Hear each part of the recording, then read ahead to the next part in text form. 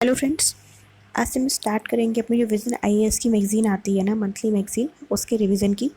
जो क्या है मतलब आपको हर कॉम्पिटेटिव एग्जाम में क्या है हेल्पफुल देगी, स्पेशली पीसीएस एग्जामिनेशन और यूपीएससी के लिए बहुत हेल्पफुल रहेगी। ठीक है, ये अपना क्या है सेशन है किसका, जनवरी 2021 की मैगज़ीन का। और इसको हम लोग क्या है स्टार्ट करेंगे। पहले देख लेते हैं इसमें कौन कौन से टॉपिक्स हैं वो पढ़ना है, कौन कौन से इसमें जो यूनिट्स हैं वो दी गई हैं। ओके, उसके बाद स्टार्ट करेंगे अपना टॉपिक्स इसको पढ़ने से। ओके, चलिए स्टार्ट करते हैं। इसमें जो फर्स्ट जो यूनिट है उसमें दिया गया है, देखिए ये पॉलिटी का है। यहाँ देखिए ये राज्य व्यवस्था और इसके शासन है, इसके बारे में बात की गई है इसमें। ओके, इसमें इसके बाद आएगा अपना इंटरनेशनल रिलेशंस, वो देखेंगे हम लोग। फिर आएगी अपनी इकोनॉमी, इसके बारे में देखेंगे। ये इसमें फिर आएगा अपना क्या है इसमें सिक्योरिटी, सुरक्षा के बारे में देखेंगे। पर्यावरण, इन सब के बारे में हम चर्चा करेंगे। तो इसमें कई सारे सब टॉपिक्स हैं। ये पार्ट 1 है इसका। इसके बाद क्या है इसका पार्ट 2 आएगा, उसमें अपन लोग बाकी सारे कंप्लीट करेंगे।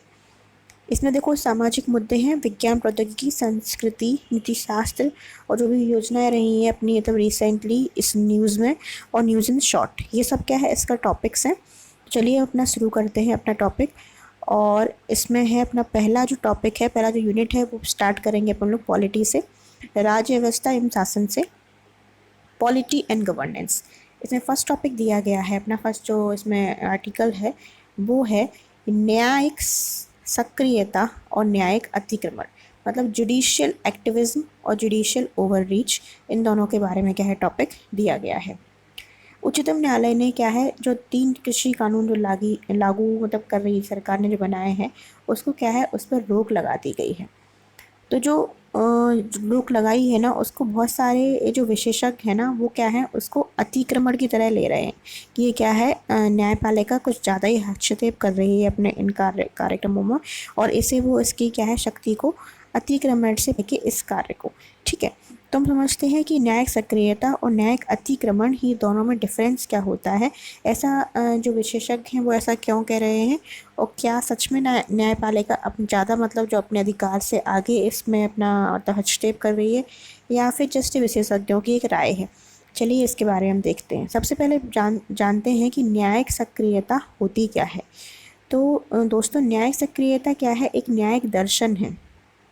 क्या है, एक न्यायिक दर्शन है जो न्यायाधीशों को क्या है प्रगतिशील और नई सामाजिक नीतियों के पक्ष में पारंपरिक प्रतिमानों से विचलन के लिए प्रेरित है। ये क्या है, जैसे कि पहले क्या है जो न्यायाधीश होते थे उनका क्या है जो नॉर्मल जो पहले की जो सिचुएशन थी उसमें क्या है वो प्रगतिशील निर्णय नहीं लेते थे। जो उनकी पारंपरिक नीति होती थी ना उसी के हिसाब से क्या है अपने निर्णय को सुनाते थे। लेकिन न्याय सक्रियता में क्या होता है कि जो न्यायाधीश हैं वो अपनी प्रगतिशील और नई सामाजिक नीतियों के पक्ष में क्या है निर्णय लेने लगे हैं, और ये जो पारंपरिक परिपाटी से क्या है ऊपर आ गए हैं। न्यायिक सक्रियता कब प्रकट होती है, यह तब प्रकट होती है जब उच्चतम न्यायालय या फिर उच्च न्यायालय एक एक्टिविस्ट की तरह व्यवहार करने लगता है। किसकी तरह व्यवहार करने लगता है, एक्टिविस्ट। एक्टिविस्ट कौन होता है, जो ना देखता है कौन कौन से इश्यूज चल रहे हैं और उस पर क्या है अपनी राय देता है। तो इस तरीके से ही क्या है न्यायालय भी बिहेव करने लगता है और किसी प्राधिकरण को कार्रवाई के लिए क्या है बाध्य करता है, और कभी कभी सरकार की नीतियों और प्रशासन को भी निर्देशित करता है। तो क्या है कई सारे जो मतलब अपने ट्रिब्यूनल्स बने हुए हैं उनको क्या है वो कार्रवाई नीति उनको लागू करने के लिए क्या है बाध्य करेगा, मतलब मैंडेटरी करेगा। कुछ जो सरकार की गवर्नमेंट की जो पॉलिसीज़ होंगी उनमें भी क्या है चेंजेस लाने की कहेगा, जिससे कि क्या एडमिनिस्ट्रेशन है वो आसान आराम से हो सके, और जो अपनी सिटीजन्स हैं उनको क्या है सभी तरीके का जस्टिस मिल सके। तो ये क्या होता है न्यायिक सक्रियता होती है, जुडिशियल एक्टिविज्म होती है। अब क्या है उच्चतम न्यायालय ने कई सारे ऐसे मतलब वो आए हैं अपने इश्यूज़, कई सारे ऐसी बात आई हैं जब इन्होंने क्या है अपनी न्याय सक्रियता को क्या है प्रकट किया है। तो वो कौन कौन से ऐसे टाइम आया है जब क्या है सूखे से निपटने के लिए एक नीति बनाई है, उस टाइम उन्होंने न्याय सक्रियता का प्रयोग किया था। मतलब खुद सक्रिय हुए थे कि आप मतलब इतना सूखा पड़ रहा है, इतना ड्रॉट कंडीशन आ रही है, आप इस पर एक पॉलिसी क्यों नहीं बना रहे हो जिससे कि हमारे जो फार्मर्स हैं या फिर जो पीजेंट्स हैं उनको क्या है आराम मिल सके, और वो जो अपना काम है वो आसानी से कर सकें। तो इसमें इन्होंने न्यायिक सक्रियता दिखाई थी। इसके बाद जो भी बैड लोन हैं या फिर डूबते हुए कर्ज हैं उन पर सरकार को निर्देश दिया था कि आप एक पैनल स्थापित करें जिससे कि पता लगाया जा सके कि इतने ज़्यादा बैड लोन या फिर इतना ज़्यादा जो कर्ज है वो क्यों डूब रहा है, ऐसी क्या सिचुएशन है जिससे क्या है इसको फुलफ़िल नहीं किया जा रहा है। इसके साथ साथ जो अपनी BCCI है, भारतीय क्रिकेट कंट्रोल बोर्ड, एक निजी निकाय है, इसमें भी सुधार के लिए न्यायपालिका क्या है आगे आई थी। तो ये सारे उदाहरण हैं किसको दिखाता है कि न्यायिक सक्रियता बहुत सक्रिय तरीके से उन्होंने निर्णय लिए और लोगों को क्या है न्याय प्रदान कराने की क्या है कोशिश की। अब हम देखते हैं कि न्यायिक अतिक्रमण क्या होता है। पहले तो टॉपिक हमने बात कर ली न्यायिक सक्रियता की, अब देखेंगे हम लोग न्यायिक अतिक्रमण के बारे में। देखिए जो न्यायिक सक्रियता और अतिक्रमण के बीच क्या है बहुत ज़्यादा माइन्यूट सा डिफरेंस होता है। सक्रियता और अतिक्रमण के बीच क्या है बहुत महीन रेखा होती है। न्यायिक अतिक्रमण न्यायिक सक्रियता का क्या है एक चरम रूप को संदर्भित करता है। जैसे कि ये क्या है मतलब एक कोई भी किसी के साथ क्या है अनजस्टिस हो रहा है तो सुप्रीम कोर्ट खुद आगे आती है, कोई भी कोर्ट खुद आगे आती है और उस पर क्या है मतलब निर्देश करने के लिए बोलती है। तो ये तो हो गई अपनी न्यायिक सक्रियता। लेकिन अगर इससे भी आगे कुछ वो करती है कार्य तो उसे हम लोग कहेंगे न्यायिक अतिक्रमण के रूप में। क्या होता है देखिए इसमें क्या होता है न्यायपालिका द्वारा विधायिका या फिर कार्यपालिका के कार्य क्षेत्र में मनमाने और क्या है असंतुलित तरीके से क्या है हस्तक्षेप किया जाता है और अनुचित तरीके से क्या हस्तक्षेप किया जाता है। तो न्यायिक अतिक्रमण में क्या होता है देखिए गवर्नमेंट के क्या है 3 पार्ट होते हैं। एक होती है न्यायपालिका, एक होती है विधायिका और एक होती है कार्यपालिका। तो इसमें न्यायिक अतिक्रमण में क्या होता है जो अपनी मतलब न्यायपालिका है जो अपनी जुडिशियल बॉडी है वो क्या है अपनी जो मतलब विधायिका और कार्यपालिका के क्षेत्र में क्या है जो उनके काम होते हैं उनमें क्या है वो दखल अंदाजी करने लगती है, फिर हस्तक्षेप करने लगती है अनुचित रूप में। ठीक है, ये कैसी स्थिति होती है? यह ऐसी स्थिति होती है जहाँ पे क्या होता है न्यायालय कानून बनाकर विधायिका की भूमिका का क्या है अतिक्रमण करती है। तो न्यायालय क्या है कानून बनाकर कैसे हस्तक्षेप करेगी, कानून बना के कोई हस्तक्षेप करेगी जिससे कि विधायिका और कार्यपालिका की शक्तियों में क्या है कमी आ सके।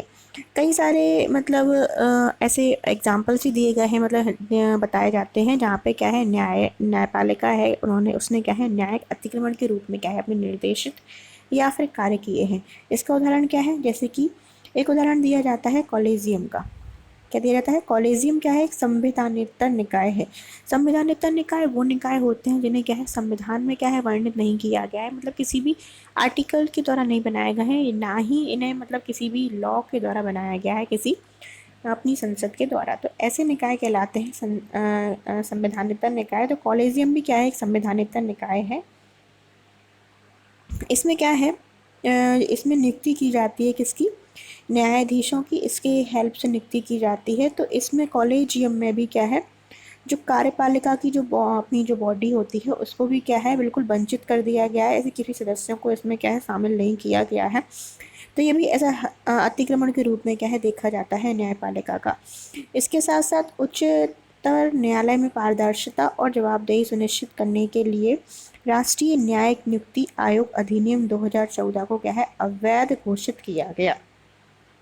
एक बनाया गया था NJAC।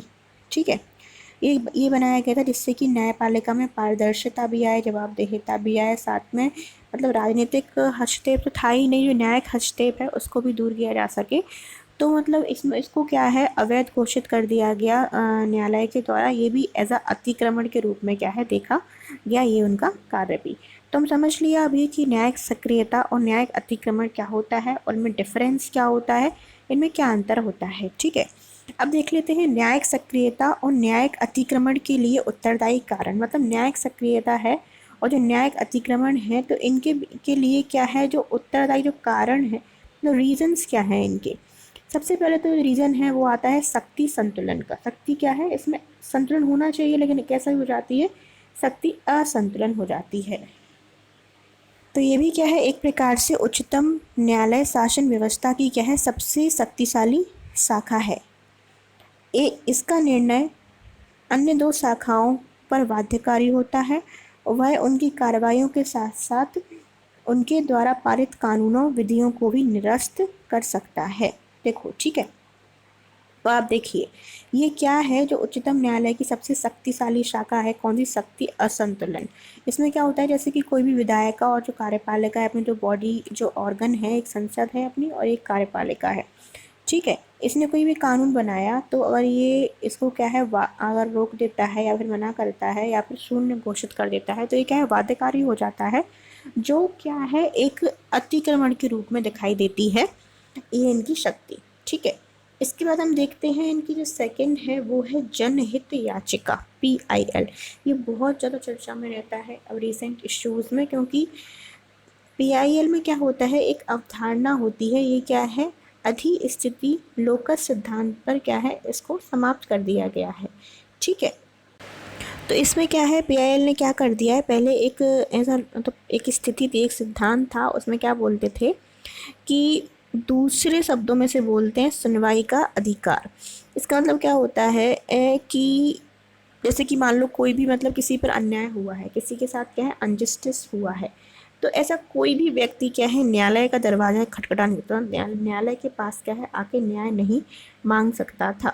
न्यायालय इस कंसेप्ट में क्या होता था कि वही लोग न्यायालय तक पहुंच सकते थे जिनके क्या है अधिकारों का क्या है हनन हुआ है, कोई और व्यक्ति उससे रिलेटेड कोर्ट के पास नहीं आ सकता था कि आप इसको क्या है न्याय प्रोवाइड कराइए या फिर इसको जस्टिस प्रोवाइड कराइए। लेकिन अब क्या है, ये कंसेप्ट को क्या है ख़त्म कर दिया गया है, इसकी जगह क्या आ गया, PIL आ गया है, मतलब पब्लिक इंटरेस्ट लिटिगेशन।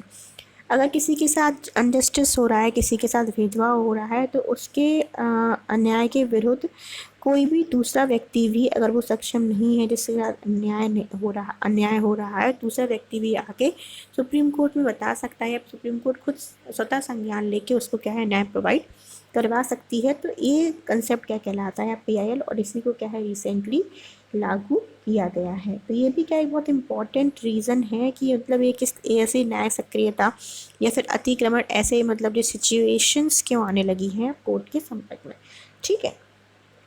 इसमें क्या होता है, पढ़ लेते हैं थोड़ा।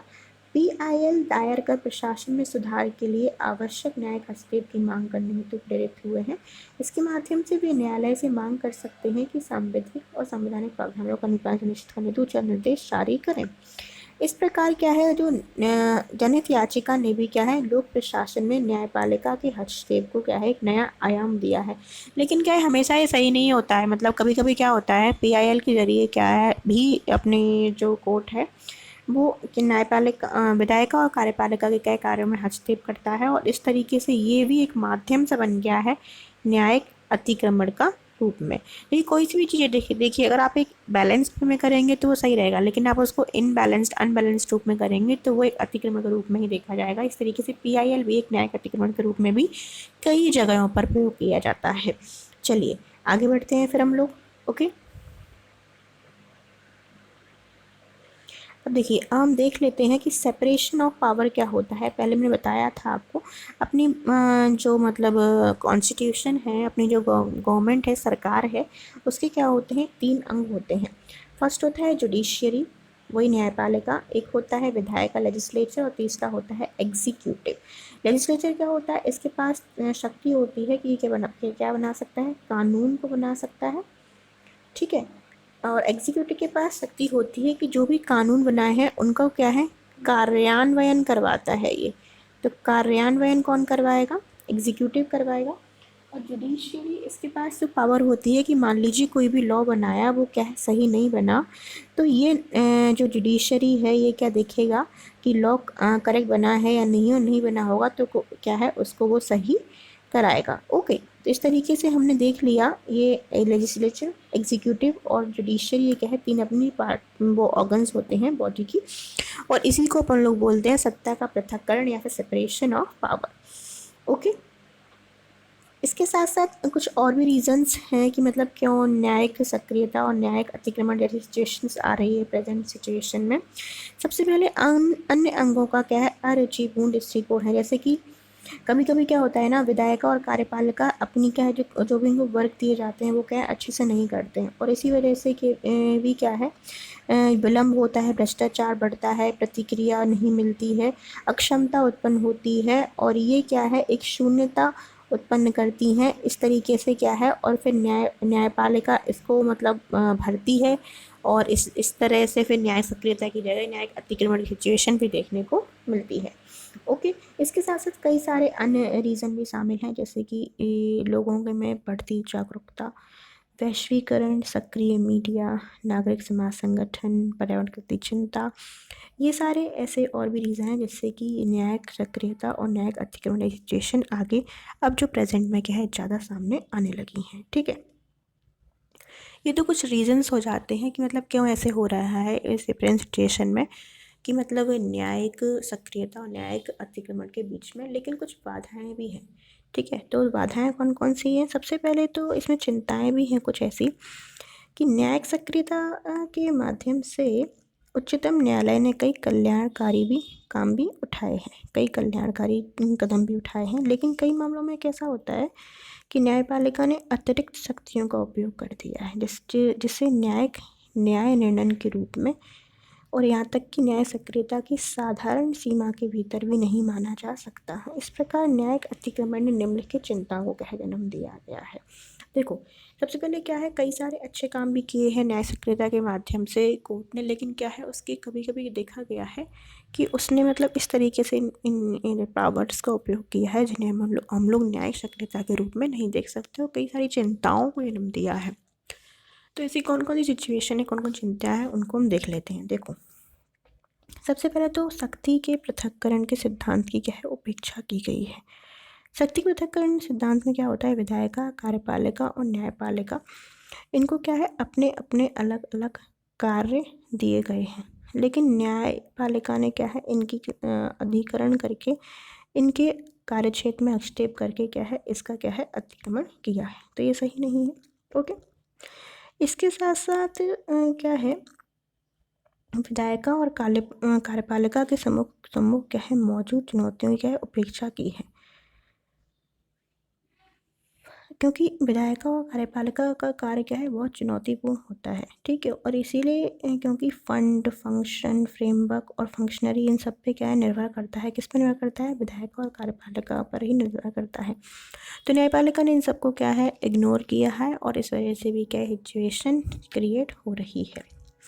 जवाबदेहिता का भी अभाव कहा जाता है बहुत विशेषज्ञों द्वारा न्यायपालिका में, जिससे कि वो इनके अवमानना, न्यायपालिका की अवमानना के रूप में क्या है कार्य करने लगी है, और न्याय एक अतिक्रमण बढ़ता गया है प्रेजेंट सिचुएशन में। और इसके साथ साथ और भी रीजंस हैं, जैसे कि न्यायपालिका में विश्वसनीयता का भी संकट उत्पन्न हो रहा है, क्योंकि इस वजह से क्या है ये विलंब और असमर्थता ऐसी स्थिति भी उत्पन्न हो रही है अतिक्रमण की कंडीशन की तरह।